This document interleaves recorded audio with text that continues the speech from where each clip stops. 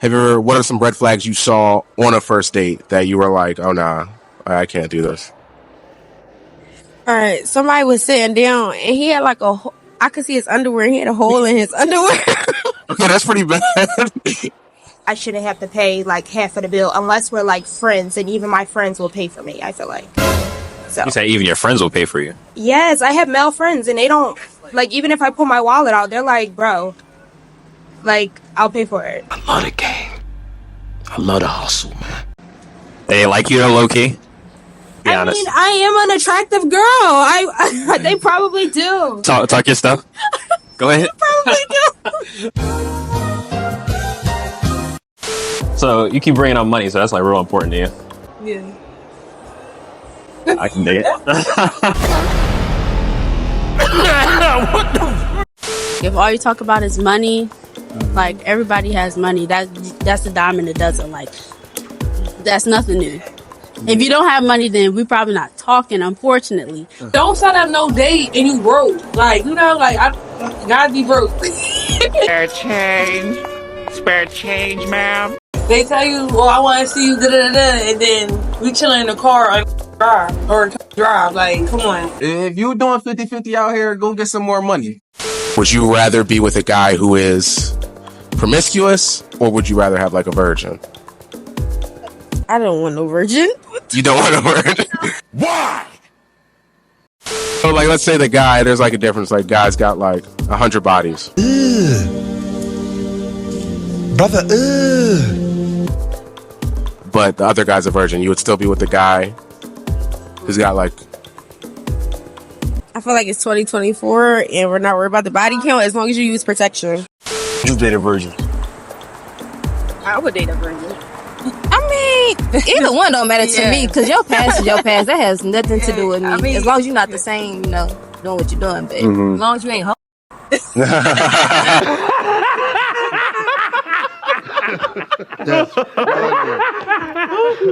as long as you don't got no diseases and you're not just giving it to anybody, as long as you're not like nasty and you have your own standards and morals, then I mean, what was before me doesn't concern me. As long as you're treating me well and you're doing right by me and what's right by God, then I'm a virgin. Yeah. Virgin.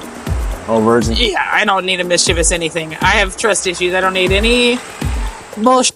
I'd rather start from, again, like similar to like, do you have life together? I'd rather start with someone early on in life and build together as opposed to like dealing with all the skeletons tumbling out of the closet. I would definitely rather a virgin than a guy that's promiscuous. It's too much. I'm super chill, super low key. I'm very exclusive, very private. To me, it just becomes a turn off if I feel like you messy or you all over the place. Like you don't have no discipline to me. Like, yeah, and that's a part of manhood is being disciplined, I feel. Another one. That's a part of manhood is being disciplined, I feel. Can you give some tips to guys on, some things that they can do on a first date to kind of tighten their game? Bring flowers always. First date, yeah? Yes. Always. It's always best to get flowers. Always best to get flowers. Even on the first date? Especially on the first date. Ooh. Y'all are losing points for that. I'm telling you, like, flowers really open the door to a woman, like, actually realizing that you're romantic. Because I feel like dates or just inviting someone out has become such a casualty. You kind of, like, step it up if you bring flowers, open the door. It's just, like, the small initiatives that you actually take that show her that you're a gentleman. I feel like she'll handle you differently after that.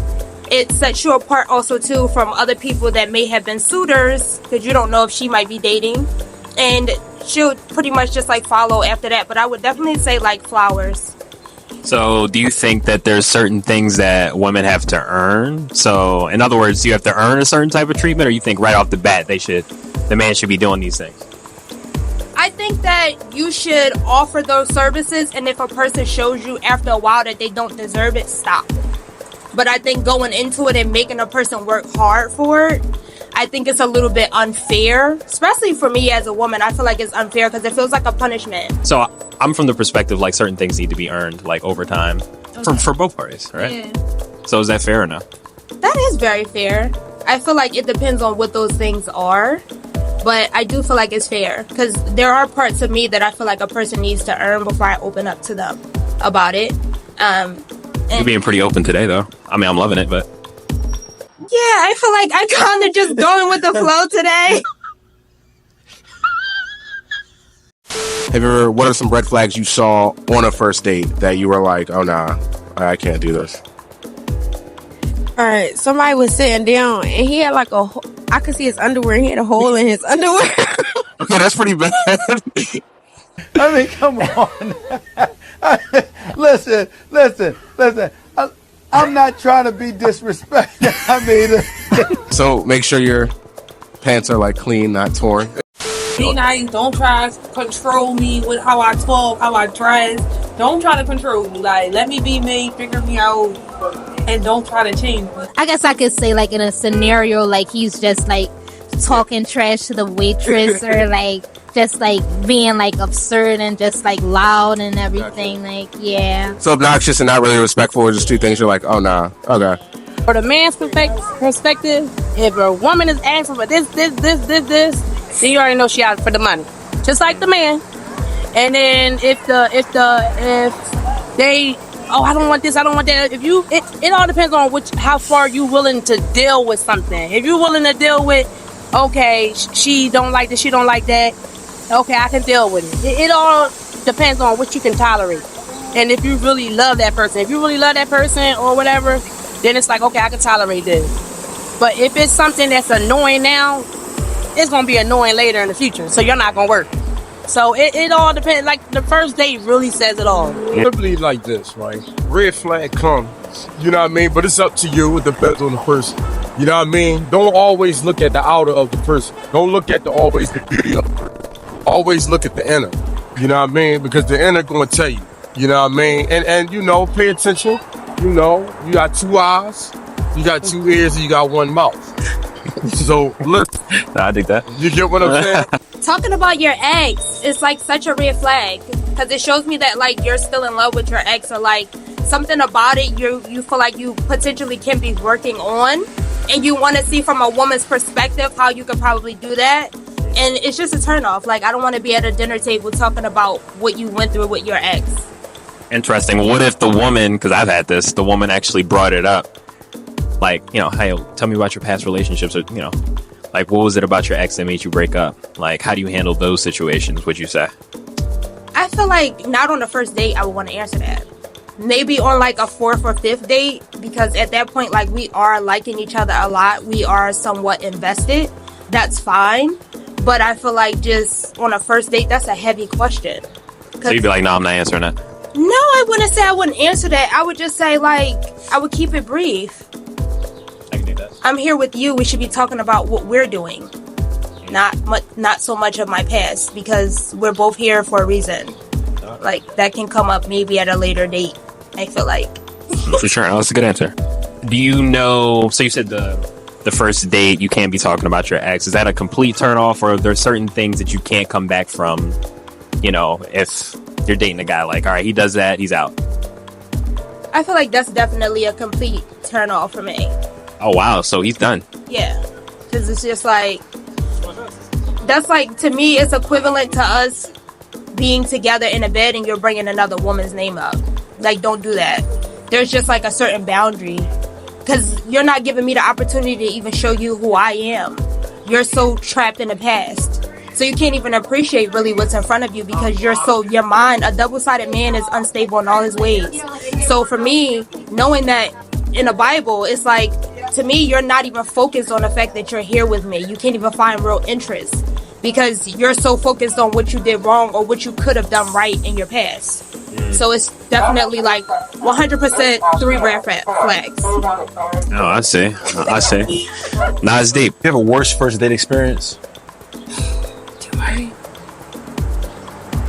have not a lot of dates that sucked. Just people that, like, can't stop talking about themselves and think that somehow, like, I remember going on a date with a dude who, like, somehow was, like, having a conversation with himself about, like, who he'd have to be to, like, date me. And I was like, I am not, in my mind, I'm like, this is a worthless conversation. I'm never going to go out with you again. But so it's interesting to to be with, just learn about people, how they are. And like, I've been on dates where I'm just like, why am I here? Like, let me out. Like, oh gosh. Red flags on the first date. Yeah.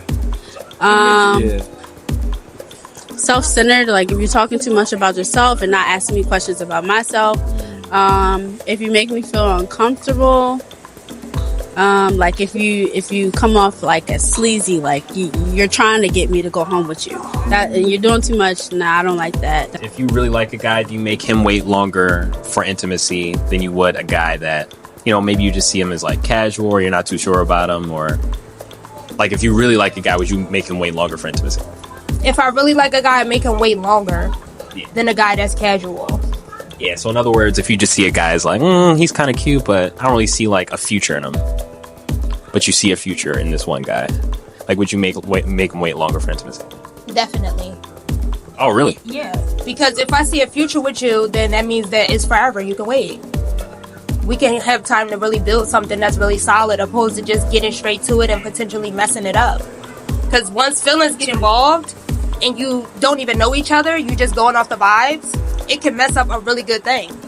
And now you're trying to pick up pieces or put something that's broken back together that didn't even need to be broken. So I definitely would, yeah. Interesting. So I actually mentioned that one time on the channel and the guys like got completely upset about that. Because they feel like it's punishment. Like you're punishing the guy for being a good guy and you're making him wait. Whereas another guy who's just like, you know, he might be good looking, but everything else in his life is not up to par. And, you know, girl might do whatever with that guy, but not with the other guy that they really like. They waiting regardless. Yeah. Yeah. Yeah. So they're waiting regardless. How long do you usually have them wait for intimacy? This don't sound bad, but I don't put no time frame on it. It just depends on how much I like you, how much we vibe. Definitely, I feel the same. Like, as long as we vibing and it goes well, like, you never know. You never know. I mean, I feel like I'm not going to judge if you do have, like, the first night. Like, y'all adults, it is what it is. Hey, if you're enjoying this video, subscribe to join the Gentlemen and Scholars family. And consider checking out the Gentlemen and Scholars Club website for free resources, Gentlemen and Scholars merch, book recommendations, consultation services, and our free Gentlemen and Scholars Ultimate Handbook, where you'll learn personal development tips on how to build a successful life and become the gentleman of your dreams, style tips to develop an eye-catching, attractive, and unique personal avatar, and dating tips to attract, court, and keep the woman of your dreams. Visit the Gentlemen and Scholars Club website for more.